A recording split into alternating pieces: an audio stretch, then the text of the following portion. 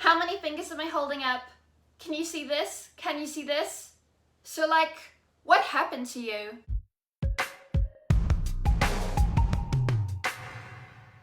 Hey guys, what's up? It's Ashley and welcome back to my channel. In today's video, I'm going to be sharing with you 5 things you should never do or say to someone who is disabled.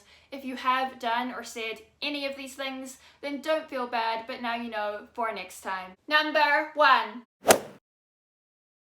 How many fingers am I holding up? No, I was holding up this many. Can you see this? Can you see this? Please do not ever do any of these things. Firstly, it is super annoying to the blind or visually impaired person that you're doing it to, and even if we can't see what you're doing, it's still annoying, so don't do it.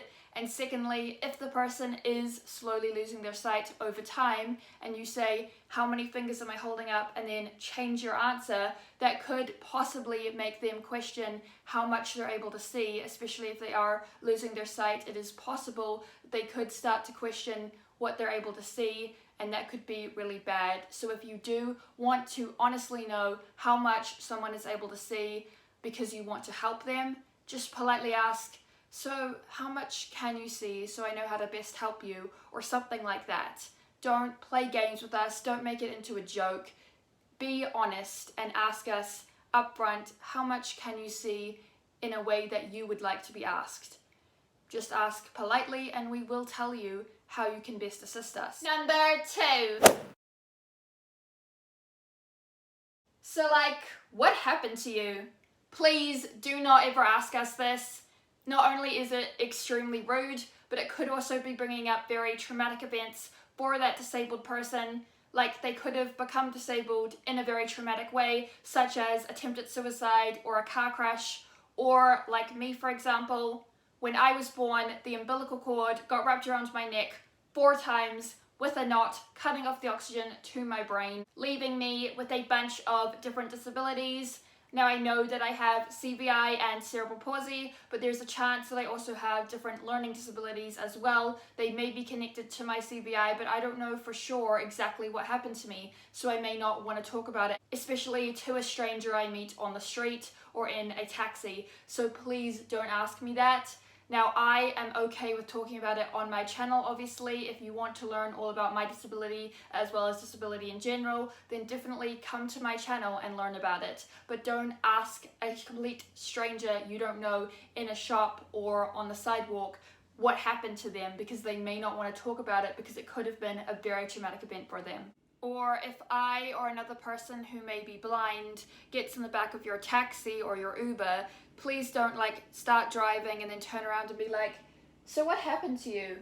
Or like, so why are you disabled? Or like, so why are you blind? Like, don't ask us that, because it could be very traumatic for us. Ask us in a polite way. Like, think about it from our perspective. How would you want someone to ask you about your disability if you had one? Number 3. So like, if you're disabled, how do you use technology? Or how do you cook? How do you clean? How do you bathe yourself? The thing is that people have been disabled for so many years now that we've just learned to adapt to our surroundings in the best way that we can. Like, I have learned to just adapt to my surroundings, and it's become my new norm. I totally forget that I'm visually impaired until I'm put in a situation where I'm forced to remember.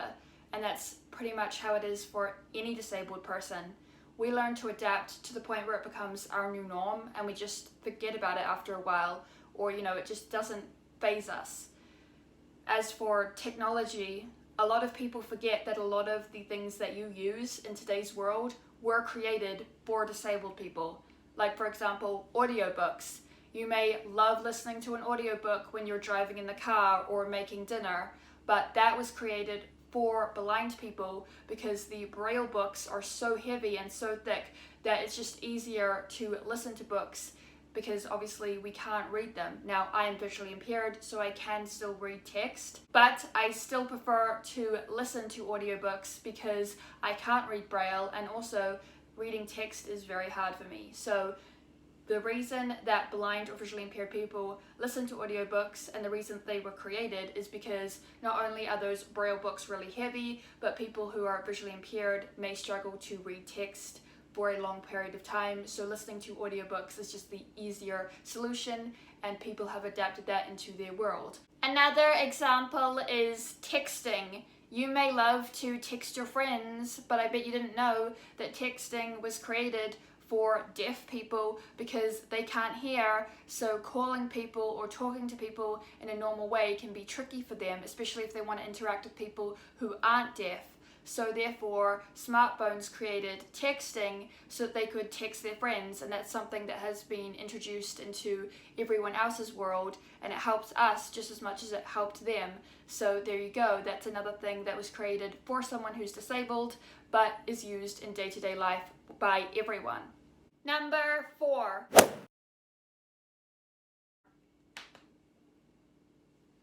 If you see someone who looks like they may be blind or visually impaired walking around with a cane or a guide dog and they look like they may be lost, the best thing you can do is just go up to them very nicely and politely, lightly tap them on the shoulder and say, "Hi, my name is so-and-so. I can see that you're having trouble crossing the sidewalk. Do you need some assistance or do you need some help?" If the blind or visually impaired person says, "Yes, I do," then what you can say next is, "Okay, great, how can I assist you?" or "How can I help you?" And they will tell you, "I'm just going to grab onto your elbow and could you give me sighted guide to cross the sidewalk or to cross the road?" And that is the best way that you can do it, because you become our guide dog or our cane, and you help guide us across the road. And that's the best way that you can go about it. Don't forcefully grab us, don't push us, don't pull us, just use sighted guide. That is the best thing that you can do when assisting a blind or visually impaired person. Finally, number 5. So is that your support worker or your caretaker? No, that's my mom, or that's my sister, or that's my friend. Like, we don't all have a 24/7 caretaker or support worker. Yes, some people who are very disabled may need a caretaker a lot of the time to help them with certain things because they may not be able to walk, like they may be paralyzed from the neck down or things like that, where they can't physically get themselves out of bed and get into a wheelchair or things like that. So they may need someone to help them like 24/7, but the majority of us don't.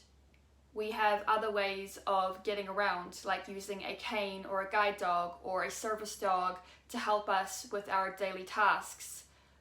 And I do have a support worker, but it's only because I can't drive and that person takes me to a lot of places and we just have fun, and they're more like a friend than they are anything else. Yes, I pay them, but it's more like hanging out with my friend than it is hanging out with my support worker. So if you do see someone who looks disabled out at a cafe or a restaurant or just walking around somewhere and you think, hey, is that person their support worker or caretaker? Firstly, you should never ask this.